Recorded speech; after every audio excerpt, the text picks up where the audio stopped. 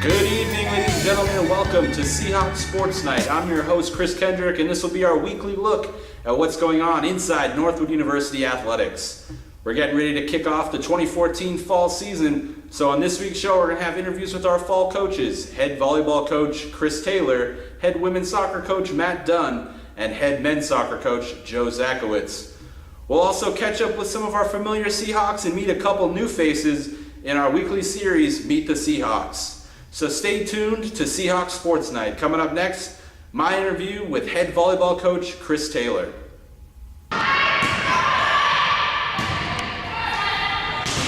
Joining me tonight now we have Northwood head volleyball coach Chris Taylor. Coach Taylor, you're excited for the 2014 season? Absolutely. The team has been working hard. We're in our third week of preseason right now, and these girls have just been working really hard. We were at a scrimmage at Palm Beach State this past Saturday. Saw a lot of good things, saw a lot of things we need to work on, which was great. And we've got this get back in the gym this week to kind of clean some stuff up and get ready for the official matches this Saturday. Now the team this year has an interesting dynamic. Last year it was a heavy foundation of freshmen. Yes. Now you have a lot of those freshmen are back, and now you have the growth of them being sophomores, but also a big makeup of this team. What are your anticipations having still a young team, but also their ability to grow? Well, just the experience. We brought in 12 new players last year, and so some of them were junior college or junior transfers, so they're seniors this year, but they were still first-year players here. So we had 12 returning players, so that's just all kinds of experience that all those players bring back, and the team chemistry has been great. The seniors have been doing a great job leading. Getting the freshmen and new, couple of first-year player transfers that we have up to speed. They just added so much more to the gym in terms of their athletic ability, their dynamic of what they can bring. This is the strongest team that we've had just in my tenure, and it's only my third year. And we're really excited. The kids can't wait to throw on their new jerseys that we got this year and get it rolling. That's always, you have some fresh jerseys. Seems like It's definitely a fresh season. Yes. So you talked about that depth. Having a lot of the teams, seen how the better teams have done, they got a lot of that rotation. How do you feel that will affect your chemistry now, having to mix and match players on the court with this depth? Well, and this is what we did this past Saturday at Palm Beach State. We went with a different lineup every match. We played 4 different matches, one set to 25, one set to 15.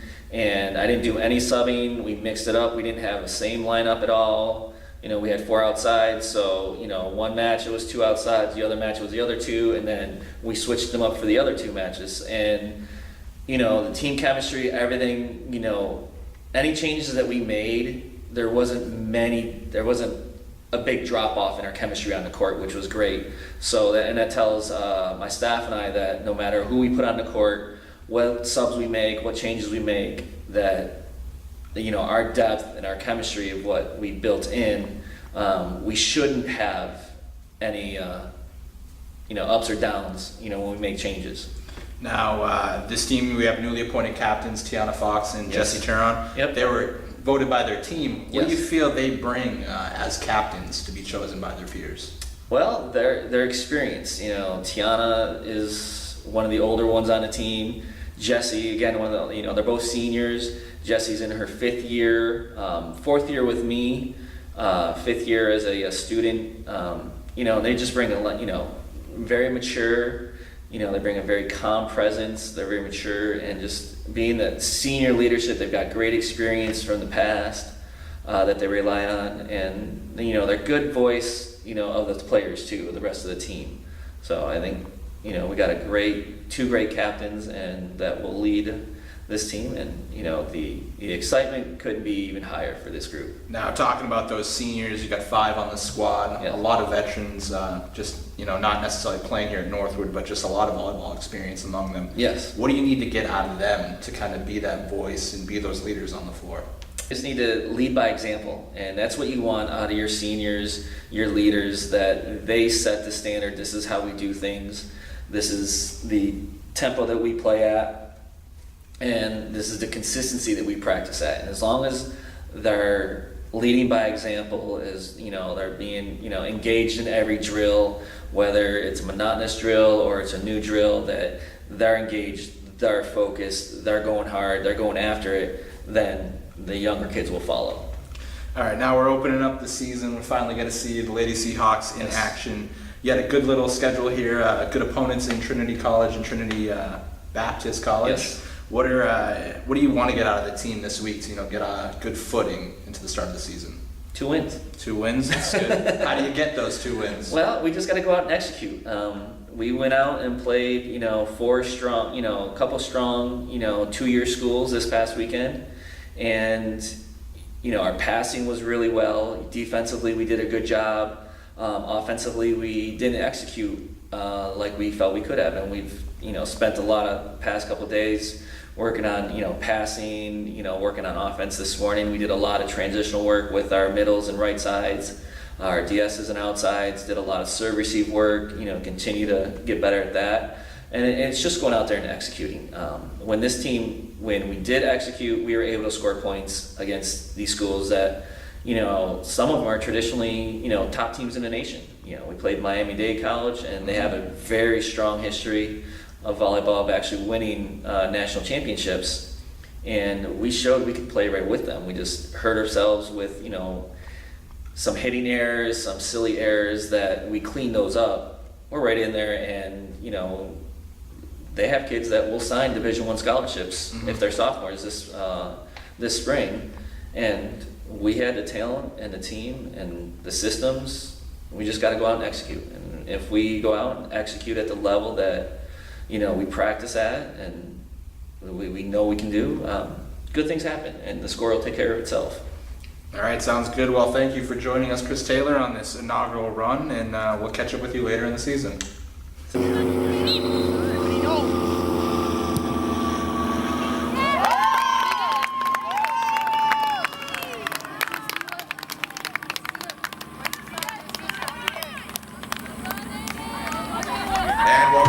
Seahawks Sports Night, ladies and gentlemen. Now joining us, we have head women's soccer coach Matt Dunn. So, Coach Dunn, what are your thoughts on the preseason so far for the Lady Seahawks? Preseason's been going pretty well. We've had a good 2.5 weeks of hard work. We've had to adapt a little bit to the weather down here. It's kind of cut a few of our practices short, but we've used that time for fitness. So we're doing well, fit and healthy, ready to roll.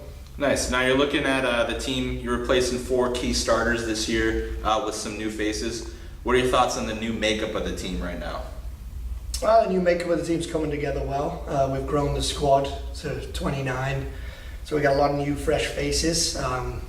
We're replacing 4 of the starters from last year, but the people that come in have already grabbed a hold of those spots with 2 hands and filled them quite comfortably. All right, now you're going to start the season off. You got preseason number 4 in the nation. That's the highest rank in the program. What are your thoughts on that, having that ranking heading into the 2014 season? It's nice. It's a bit of a pat on the back for last year. This year's group get to kind of pigtail on the back of that a little bit because they haven't really kicked a ball yet. So it's the hard work from last year has got us that start. And now it's up to us to keep hold of it and move up 3 more spots. Mm-hmm. And now looking at the beginning of your schedule here, you kind of loaded it, made it sort of tough for Lady Seahawks to kind of prove your ranking here. Looks like you're going to play at least 5 of the top 25 teams in your first handful of games. What are your thoughts on having that kind of schedule dynamic? It's a big risk, I guess people would say, but I want to challenge the group so that we're at a good level come the time of the conference and the national tournament. It helps playing these teams so early so that we can find out if we're vulnerable in any spots or if we're weak and we need to work on things. I'd rather get a little shock now and see something that I've got to work on than find out in the last 16 and you get eliminated. So. Yeah. Now we're going to open things up at Embry-Riddle. It's going to be non-conference, possibly one of the last times you play them. In the future here with them going D2. What are your thoughts open up against them and it being? What are your thoughts on the rivalry? I guess first between Embry-Riddle and yourself, because you were a player here at Northwood, so you experienced that rivalry firsthand. Maybe you can tell us a little bit about that rivalry. Yeah, it's a good. We've kind of built a good rivalry with Embry-Riddle with the women's team over the past 5 years. As you mentioned, I played and enjoyed the rivalry. The assistant coach, Liam, for the women's team at Riddle actually played for the men's team at Riddle, so me and him played against each other for all 4 years in college, so we have that little bit of rivalry going back as well. It's such a big game under the lights up there at their place. They always fill out the stands. I'm expecting them to do the same. It's a good atmosphere to play in. We like going there. As you can see, last year I think we went there 5 times. I played 5 games there. This year we played 3 games there. I enjoy going there because it's a nice setup for the girls, and they enjoy it under the lights and the stadium feel. So it kind of became like our second home for a little bit. Yeah, it's kind of one of those fields that sort of gives you that national championship stage. I got to go with you guys to Orange Beach last year, so it's kind of like a nice preview for the girls, especially the new girls who haven't had that experience. Yeah, it also introduces the new girls into what we're going to face as we go down the line. Like you said, it does kind of look exactly the same as the Orange Beach setup with the field and the way it's all put together. So we enjoy our nights there. So far, I don't know what their exact record is of playing there, but I know we've had more wins every time we played there than losses. Not just against Riddle when we've played the Habitat tournament, or when we've played Mobile and William Carey and things like that. So yeah, so it's a nice, comfortable facility for you guys to play at. So now, what do you have to get out of the squad? Opening up at an opponent like Embry-Riddle. Well, the returning players know what's at stake. They understand the ranking, and they understand the rivalry. Hopefully they've kind of spoken to the new girls about it and explained how important it is. Going into it, we're looking to be going out there at 100 miles an hour. We've had 2 good preseason scrimmages, and the team was looking ready to actually play some outside competition. We kind of got a bit of cabin fever right now, where we just want to get playing now. This 2.5 weeks of preseason, the girls are starting to get a bit tired of listening to me, and they're getting tired of kicking each other. And it's time that they want to get out there and, and flex their muscles and play. Yeah, I know. I'm definitely looking forward to the game. Want to remind everyone you can tune into that game. It's Saturday night, 6 p.m. in Daytona Beach. I believe the folks at Embry-Riddle will be providing live audio and video for that match. So if you want to tune in, join us there in Daytona Beach at 6 p.m. on Saturday. So thank you for joining us, Coach Dunn, here on Seahawks Sports Night, and we'll talk to you down the road. And good evening, ladies and gentlemen. And for our final segment this evening on Seahawks Sports Night, we're going to catch up with men's head soccer coach Joe Zakowicz. Coach Zakowicz, thanks for joining us. And how are things going this preseason so far? It's been a good preseason. It's been a little crazy. Good group of boys. We've had a great environment. I think the key this year is really changing the culture, and really top to bottom, the guys have been pretty open to working hard and being together. And I think there's a big difference between a year ago and now. Going into the season, of course, we had the friendly with Nova this week, and we didn't come out exactly where we wanted to be, but we're light years ahead of where we were a year ago, and probably dominated 2/3 of that day, maybe more, but didn't come out on the top side where we wanted to. So, we were a little disappointed, but we're really, really pleased with where we're going. Yeah, now we've seen some growth here. This is your second year with the program, so this is kind of your first class that you've had your hands just fully in on. We were preseason number 3 in the Sun Conference. So what are your thoughts here, having kind of a new squad, but also getting that recognition as possibly being the 3rd best team in the conference to start it out? It was a bit of a surprise. Look back at last year, and I'm kind of wondering which coaches were so honoring. I don't know that based on last year that we deserved a 3rd, place nod and a couple first place votes. But on the other side of it, we're ecstatic that there's a little bit of respect starting to grow, and I think that we do have the type of team and building off that recruiting class that we can become a special program and do big things and be in that, if not top 3, top side of the conference. So we got a lot of work ahead of us, but we're excited, and it's very honoring that the conference is looking at us a little bit differently. Now, this year we're in a special spot here. We're going to host the NAI National Tournament at the beginning of December. So, with that honor, we get a host, get the host seat and get a free pass into the tournament. Now, with most teams in the nation fighting to get to that spot, and we get it, how do you think that changes the dynamic of the team this season? Well, we hope it doesn't change the dynamic at all. The truth is that that's something that can be the wrong type of complacency, and we have a lot to prove. And so hopefully with the group of guys that we have, and to be honest, we have a large senior class, almost kind of a bizarre situation that, it became out to be such a large class with a couple of transfers, schools closing and that, and there's some great leadership in there. So things kind of involve heavy senior class, heavy junior class, good ability and great workmanship. We hope that they want to establish a culture that changes the program forever. In other words, that we want that championship in the conference. We want to be something more and different.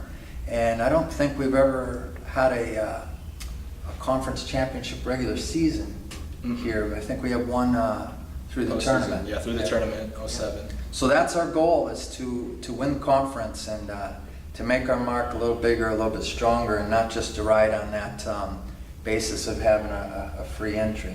Yeah, now we've hit a little bit, this is a big rebuilding year, especially, it's not a lot of freshmen coming in, a lot of veteran players. So how do you think that influx of, new players, but they're not young, they're experienced players, how do you think that affects things? I think it's a good thing. I think it's all comes down to leadership. And during the preseason, we've had great leadership.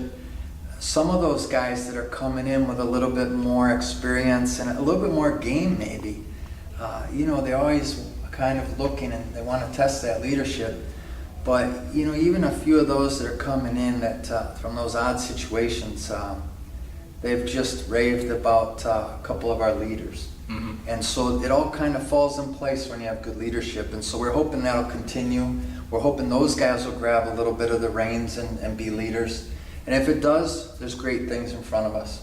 So. Now looking forward, we're opening up against a tough opponent, NAI National Champion Auburn Montgomery, coming here, so it is a home game. You're starting out with a lot of home games this year, kind of an odd schedule, loading in with home games and a lot of road at the end. We'll get into that later this year, but let's look at Auburn Montgomery first. What are your thoughts heading into that as your home opener? What a benchmark match, measuring stick. And we've kind of built our preseason in a sense to hopefully get us even more ready. When you're playing a Lynn in your last exhibition before an AUM, there is no difference. AUM will be tough. There'll be German influence, and they'll be very, very strong. But what an opportunity. They'll come in probably ranked number 2 in the country. And, for us, a chance to put ourselves on the map. So we anticipate very close, very tight, maybe a physical game. When we went up to their place last year, we did get smacked, but for 60 minutes it was 0-0, and it would have been a toss-up who that game went to. And if you went back and looked at the first half, you'd say, well, maybe Northwood should have been out front a goal or two. Yeah, it was one of those games that was like an onslaught. When the dam broke, it kind of all came through for the Seahawks there. And that was a tough one, so hopefully a learning experience seeing them this time around. It kind of, watching the World Cup kind of reminded me of the whole Brazil debacle and kind of falling apart in a New York second. So we have a lot to overcome, and there's a few ghosts there, and also that itch to make it right.